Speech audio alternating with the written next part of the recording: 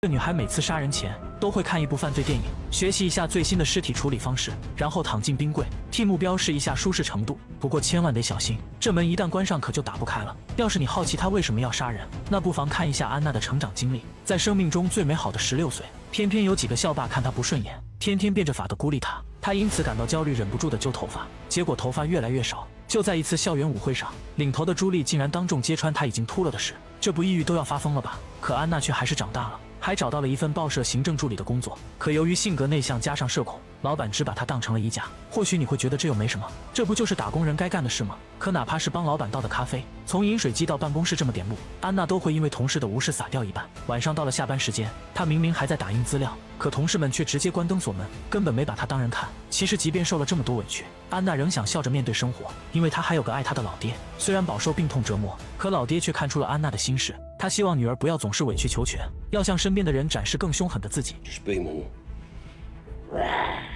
安娜只是笑了笑，没有回答。她想说自己已经习惯了，可此时老爹却被一块面包呛到了。安娜赶紧出去喊医生，然而护士台却有个男人正开着低级玩笑，把护士骗得直跺脚。安娜再次被无视。等她回到病房时，老爹已然停止了心跳。他无助地看着这一幕，想起对方临终前的叮嘱，他应该凶狠起来，让那些无视自己的人付出代价呀。可这股情绪此时却被悲伤所掩盖，他痛恨这样的自己，却没有勇气去做出改变。一辆救护车疾驰而来，再次无视了安娜的存在。他躲进父亲的货车里哭了很久。笑对人生也是老爹教给他的，但这样的人生真的能让人笑得出来吗？安娜决定做出一些改变，她来到镜子前，学着父亲那样发出了吼叫。虽然还不够凶狠，但也算迈出了第一步。接下来他决定改变一下自己的工作，向老板自荐成为一名记者，可对方却依旧只把他当成衣架。不过也无所谓，安娜第一次主动走进了老板办公室，随后递上简历说明了来意。可老板的态度却相当敷衍，表示现在记者的岗位已经满了，等什么时候有空缺了可以让安娜来试试。他沮丧地回到座位，心里也清楚自己再一次被无视了，只好把面前的信封想象成老板，一刀又一刀地戳进对方的颈动脉中。可就在他戳得起劲时，公司里却突然来了个面试者。还没等安娜泡好咖啡，老板便向同事们介绍起了小伙。对方入职的正是安娜看中的那个职位。虽然早有心理准备，可安娜还是没想到老板可以这么不要脸。小伙的简历她也看过，毫无工作经验，学历也没自己高，凭什么就压自己一头呢？他转身拿起包就走，这样的垃圾公司不待也罢。可就在走出大楼后，看着小伙那一脸得意的样子，安娜不由得冒出一股无名火。她攥紧包里的小刀，然后偷偷跟了上去。要是杀掉对方，公司职位出现了空缺，那老板说不定就同意让自己试试了呢。抱着这个想法，安娜跟着对方来到了地下通道，刚想打开折叠好的小刀，却因为太过紧张划破了自己的手。Jesus fuck!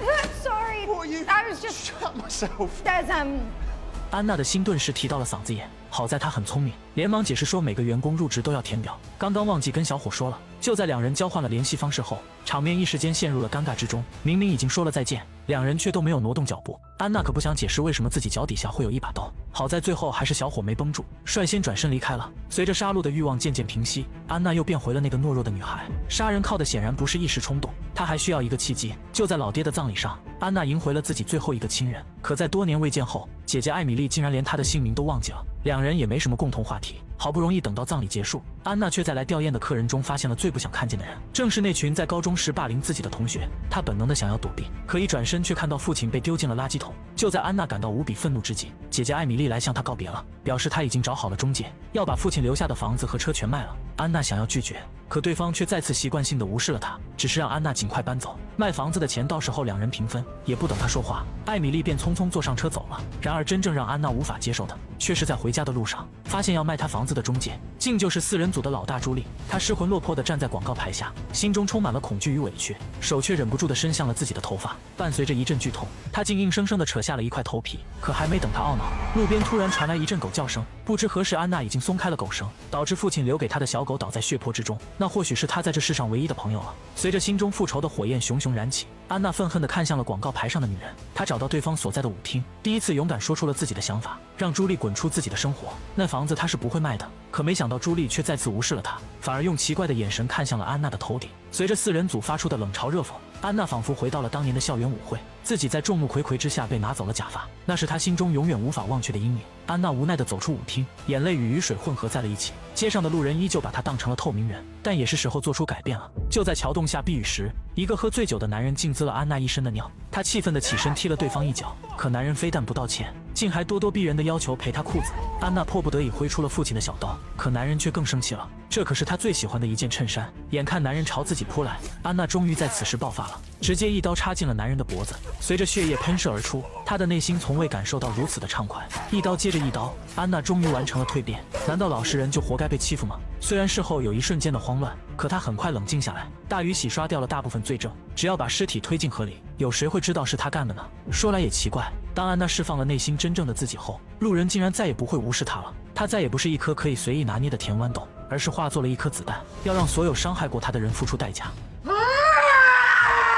第二天一早，安娜惊奇地发现自己好像变漂亮了，难不成杀人还有美容的效果吗？看着那把带血的凶器，再回想到昨晚那个男人痛苦的喘息，她的心里竟产生了难以言表的快感。杀人好像会让人上瘾啊！可就在前往公司上班的路上，安娜竟发现昨晚的杀人现场已围满了警察，显然是尸体已被人发现。她心虚地转过了头，安慰着自己不要怕，只要像平常那样当个小透明，警方怎么也不会怀疑到她头上。可连安娜自己都没意识到，她已经不再是从前的那个自己了。早会时，主编出来询问今天要做的头条新闻，一向沉默寡言，只能当个前台的她，竟然有种想把早上看到的凶杀案说出来的冲动。可还没等她开口，竟被一个迟到的同事捷足先登。安娜再次沦为了只能负责倒茶的边缘人，她有些不甘心，这个点子明明是她先想到的。于是，在之后的新闻会议上，安娜勇敢说出了自己的想法。由于是案件的亲身经历者，她能说出不少被警方所隐瞒的细节。有什么是比小镇出现变态杀人魔更值得成为头条的新闻呢？随后，安娜又自告奋勇，想去受害人的家中做一篇专访。主编将安娜刚才的表现看在眼里，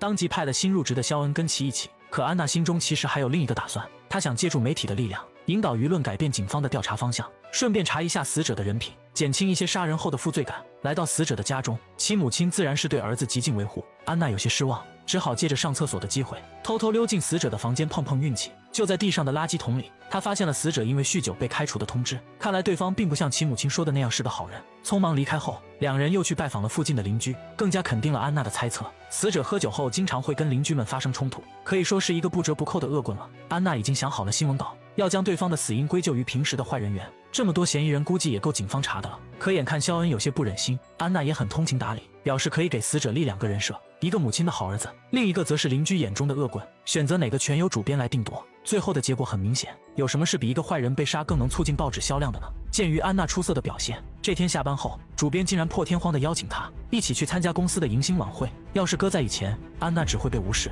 就算想加个班都会被同事直接关灯锁门。她第一次感受到了被人重视的感觉。为了庆祝自己的蜕变，安娜甚至还站上台演唱了一曲。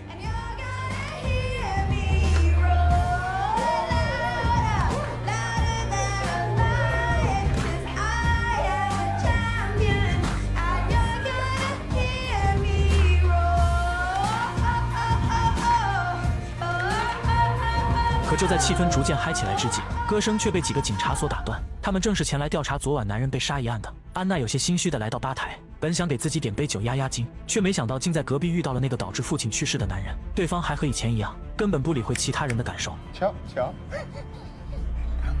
Wait, chop, chop. Talking to you. Hey, come on. Sorry, my dad. Chop, chop. Come on.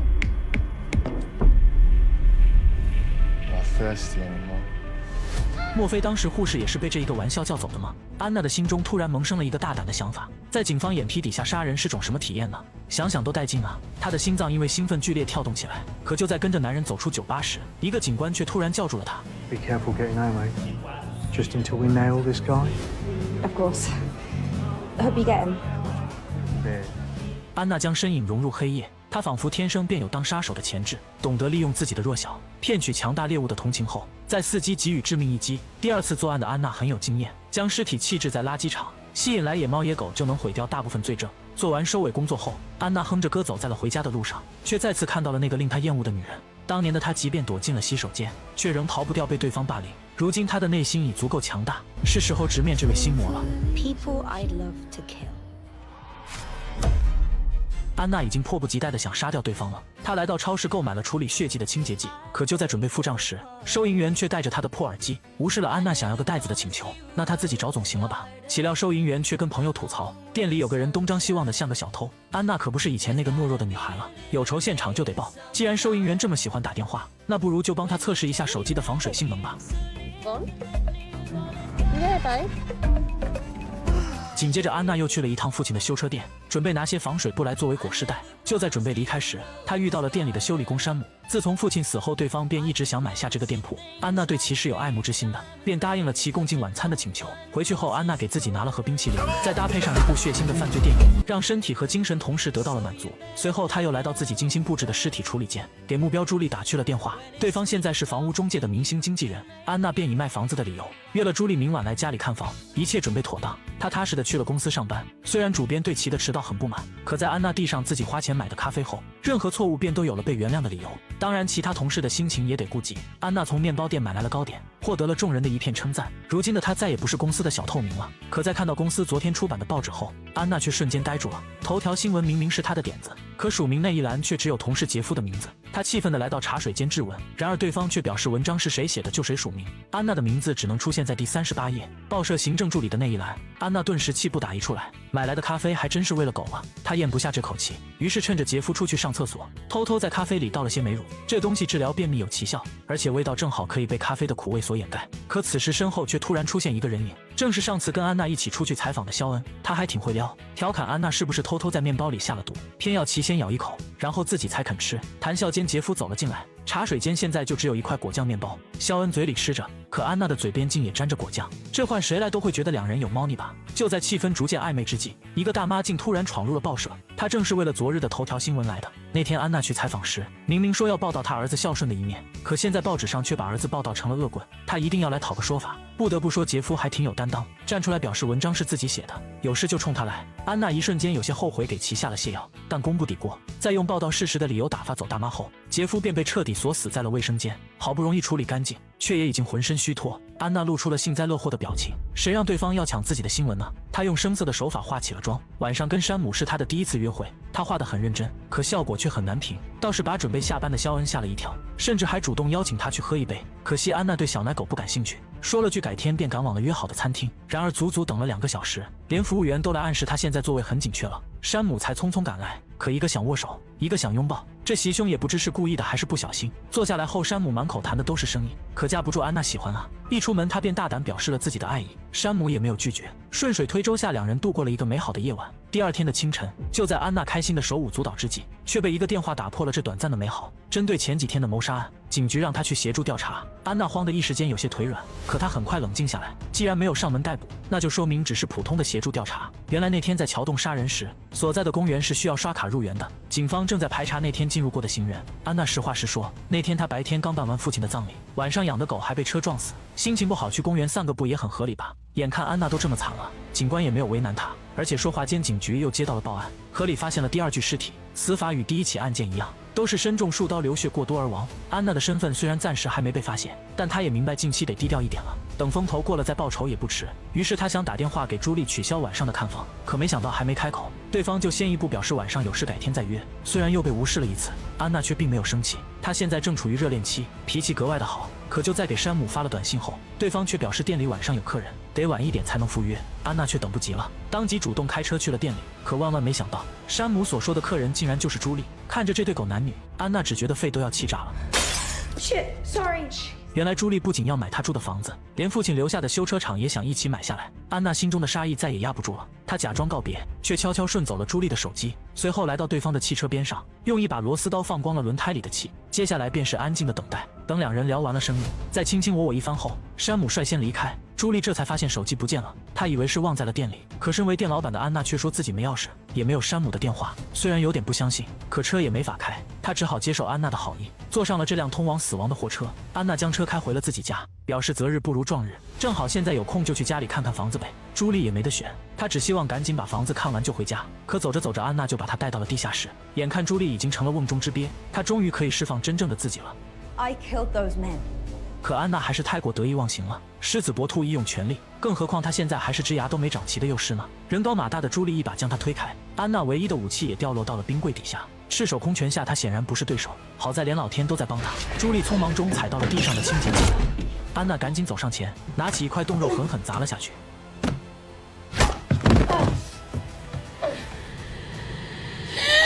安娜并没有急于一时，一个好的猎人必须懂得享受捕猎的快感。可就在第二天的上班路上，竟有个男人一屁股坐了过来，还当他是以前那个透明人吗？ Oh, I'm sorry. Did I make you uncomfortable? 男人还以为遇到了个女色狼，殊不知自己刚才差点就没了小命。不过安娜还算不上杀人魔，一般得杀够3人以上才能获得这个成就，但她也快了，只要杀掉被绑在地下室的朱莉，就算是复仇成功了。可她刚要下手，朱莉竟展开了嘴炮攻击，说安娜变成如今这样怪不了别人，就是自己没把生活过好，所以嫉妒她的幸福人生。安娜气得差点就把刀捅了过去，可最终她还是没能下得了手。杀掉朱莉只能算肉体上的复仇，唯有证明自己过得比对方好，才算实现真正的复仇。可究竟要怎么证明呢？安娜一度急得再次揪起了头发，看着墙上父亲留下的大衣，她多么希望能扑到父亲的怀里，放声大哭一场啊！安娜终于下定了决心，要从精神和肉体2方面展开复仇。她先是来到了昨晚带走朱莉的修车店，要想让朱莉失踪几天，就必须得把监控给搞定。她来到店里霸气地对山姆宣示了主权，然后临走时顺便拔掉了储存监控的 U 盘，紧接着便是对事业进行升级了。前台小妹的身份显然没法跟朱莉的金牌经纪人比，她迈着自信的步伐走进了主编办公室，单刀直入要求一个实习记者的职务。看主编被搞得有点懵，安娜当即表示自己有连环杀人魔的独家新闻，反正朱莉早晚都会被杀掉，现在正好提前拿出来当做第3位受害者。主编也很爽快，只要能提高报纸销量，一个实习记者的职位给了就给了。为了事后不被警方查到，安娜显然需要有几个提供朱莉失踪消息的线人，而校霸4人组的另外3位变成了最好的人选。她以找朱莉看房子的理由发去信息，成功让几人发现朱莉失踪了。随后她又以记者的身份约了几人见面，聊起了最近发生的连环凶杀案，引导几人怀疑朱莉成了第3个受害者。一席话下来，安娜成功收集到了独家新闻的素材，但为了保险起见，她又登门拜访了朱莉的丈夫。继续收集素材的同时，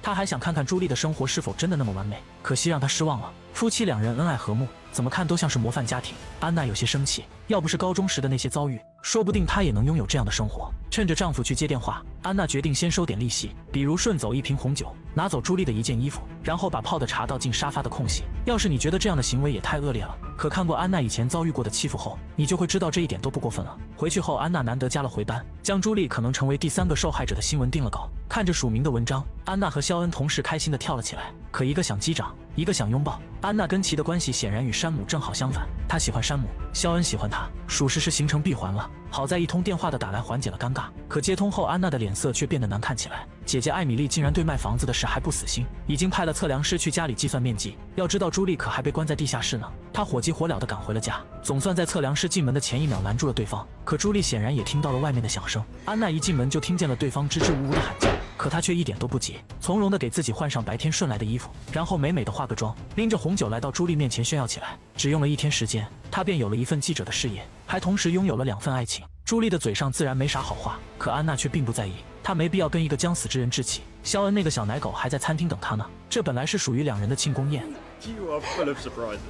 Oi, get your hands off my missus. 可山姆不知道从哪里冒了出来，还自顾自地把安娜说成了女朋友。肖恩也不想当这个电灯泡，说了句明天见便转身就走。安娜冲出来想解释，可此时再多的解释都只会变成掩饰，毕竟是第一次谈恋爱，掌握不好尺寸很正常。可万万没想到，这一出门还有意外之喜。只见朱莉的丈夫在街边喝得烂醉，嘴里还埋怨着朱莉又失踪了。安娜敏锐地察觉到有些不对劲，当即便用喝酒不能开车的理由送了男人回家。而捡过尸的朋友都知道，喝醉后的人就不能把他当人了。安娜自然也明白这个道理，当即用指纹解锁了丈夫的手机。而看着其和朱莉的聊天记录，她突然露出了幸灾乐祸的笑容。回到家中，安娜迫不及待地跟朱莉分享起了自己的发现。原来看似好好先生的丈夫，背地里却是个家暴男。朱莉这么多年其实一直生活在痛苦与不幸中，安娜是挺畅快的，可朱莉却因为被戳中了心事，竟靠在安娜腿上大哭起来。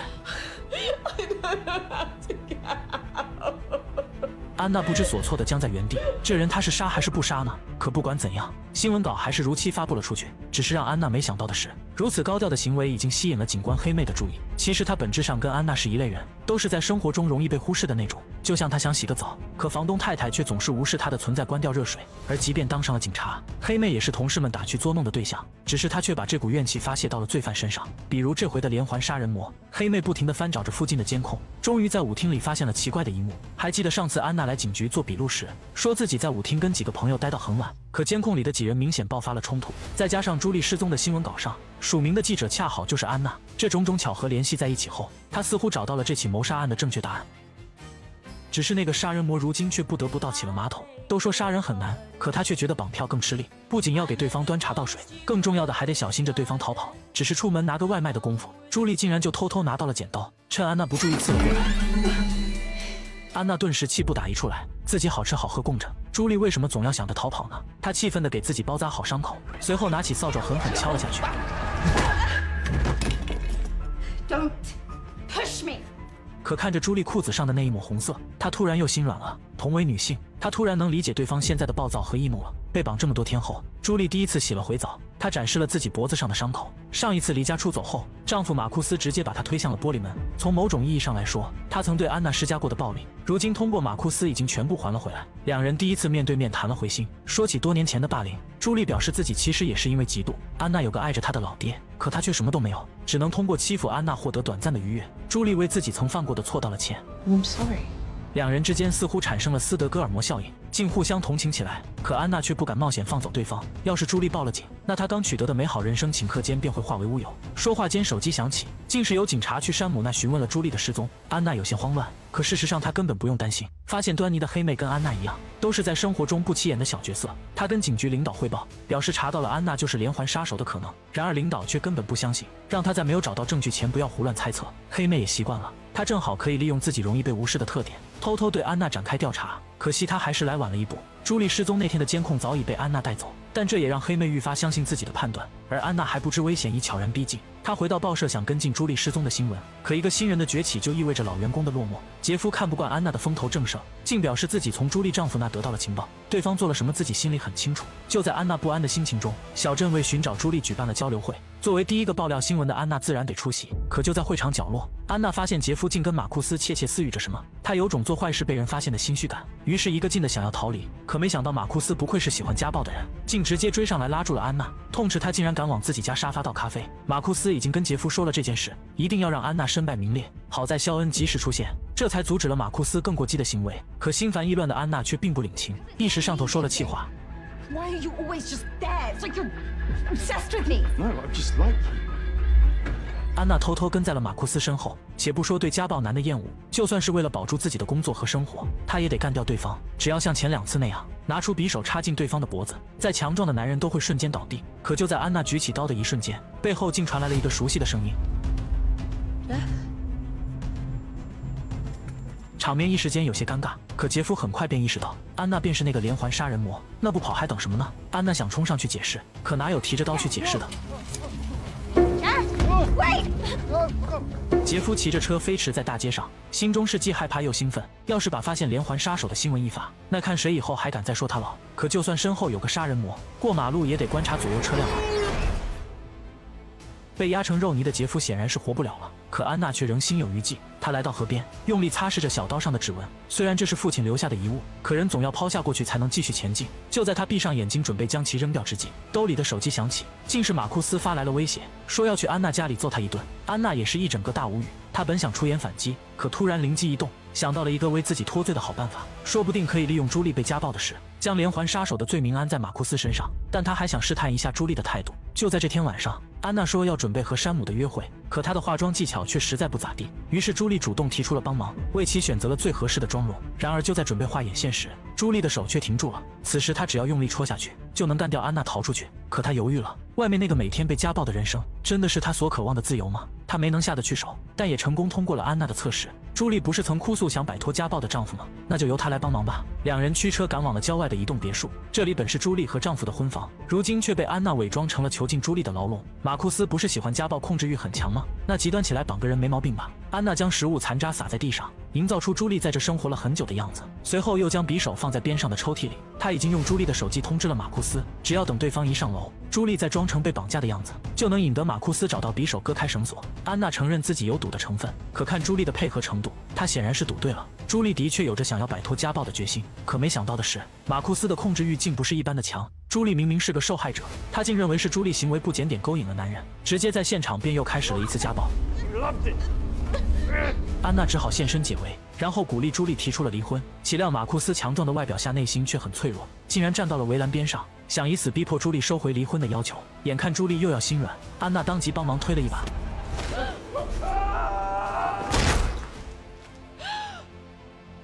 可随着门外警笛大作，黑妹已经看到了站在楼上的安娜。她该如何解释自己的行为呢？在被带到警局后，安娜与黑妹终于展开了正面对决。 People I'd love to kill. People I'd love to kill. This bitch. 安娜率先出招，作为一个新闻记者，调查谋杀案时发现罪犯行凶，出手救人总不能说他有罪吧？可黑妹根本不吃这一套，转而去询问死者的妻子朱莉。然而安娜早就跟其对好了口供，表示自己的失踪就是丈夫所为，那把连杀多人的凶器也是丈夫从兜里掏出来的，反正死人也没办法出来反驳。两人的口供还真把这事给糊弄了过去。可黑妹却不甘心，她拿出了自己最近调查到的证据：安娜的父亲以前是个木匠，而连环杀手所用的这把刀便是木匠常用的款式，再加上4人组的证词，足以说明安娜与朱莉的关系并不好。如今朱莉当上了房产经纪人，要来收走父亲留给安娜的房子，这其中有着很明显的犯罪动机。安娜被戳中了心事，紧张的再次拔起了自己的头发，可一切没有证据的推断都是诬陷。边上的领导实在看不下去了，赶忙把黑妹叫出了审讯室。民众对警局的形象很重要，关键安娜还是个记者，这要是出去一通乱写，你让她这个局长还怎么当？黑妹被停了职，安娜和朱莉也被无罪释放，他们成了干掉连环杀手的英雄，受到了小镇居民的热烈欢呼。可就在安娜回到家后，却发现朱莉竟然回来了，难不成被绑架还会上瘾吗？原来挣脱了丈夫的家暴后，她一时间有些迷茫，不知道接下来该干些什么。于是安娜便带其来到了舞厅，表示接下来什么都不要想，只管享受这来之不易的自由。可就在他们纵情狂欢之际，黑妹却始终咽不下这口气，她偷偷潜入了安娜的家中，想要找到对方杀人的证据，然后向警局证明自己没有错。虽然安娜已将罪证基本销毁，却唯独漏掉了修车店的那块 U 盘，里面详细拍下了安娜戳爆轮胎，然后带走朱莉的过程。黑妹兴奋地跳了起来。等到了第二天，彻夜狂欢后的安娜两人来到了天台，决定跟过去的自己做个告别，从此以后做个好人。她拿起父亲的骨灰，然后撒向空中。他已经成为了父亲希望中那个凶狠的人，再也不用躲在对方怀里哭泣了。眼看朱莉还是有些迷茫，安娜便表示家里的地下室会永远为其敞开。只是让她没想到的是，家里现在已经住了一个人，正是等了她一晚上的黑妹。两人展开了二番战，只是这次的黑妹手握证据，说话也更加有底气了。可安娜却一点都不慌。身为警务人员私闯民宅，且不说这份证据能不能被送到法官手里，只要她现在打电话报个警，警方不仅会把黑妹抓回去，还会乖乖地把 U 盘作为私人物品还给安娜。谁让法律就是这么规定的呢？黑妹被气得不轻，却不得不承认安娜说的没错。她只好在临走前放出狠话，说杀人魔犯罪只有0次和无数次，她不相信对方会安分守己当个好人。安娜强行压下了心中的杀戮欲望，她本想为人生翻开崭新的一页，可现实却仍在推着她前进。之前山姆帮安娜隐瞒了朱莉失踪那天几人在店里相遇的事，如今他竟以此为要挟，强迫安娜将店铺的股份转让给自己，这显然是在敲诈。可安娜却毫无办法，总不能一刀干掉对方吧？她强忍着怒气在协议上签了字，两人的关系也随之破裂。好在她还有肖恩，在见识过山姆的无耻后，安娜终于明白有一个喜欢自己的人是多么不容易。两人度过了一个美好的夜晚。可就在第二天清晨，肖恩跟怀中的安娜聊起了工作，说到最近正在整理的凶案素材时，无意中翻到了那把杀人的凶器，两人顿时都愣住了。还记得肖恩第一次来公司面试时，安娜正是用这把刀发泄的怨气，刀不小心丢了被凶手捡到的，这种话也就能骗小孩子。肖恩可不是恋爱脑，他不敢置信地看着安娜，只希望对方能拿出一把同款刀来自证清白。可安娜显然是拿不出来的，她无奈承认自己杀了人，却表示那些都是该死的坏人，自己只是替天行道的罗宾汉。可肖恩却无法接受，他喜欢的是那个聪明勇敢的女记者，而不是冷酷无情的屠夫。没办法，安娜只好拿起了一旁的餐刀。她爱肖恩，却更爱她自己，她害怕受到伤害，所以只能把有可能伤害自己的人通通杀掉。可就在安娜抱着肖恩痛哭的时候，房门突然被打开，竟是姐姐艾米丽为了卖房子又回来了。面对自己这世上唯一的亲人，安娜是杀还是不杀呢？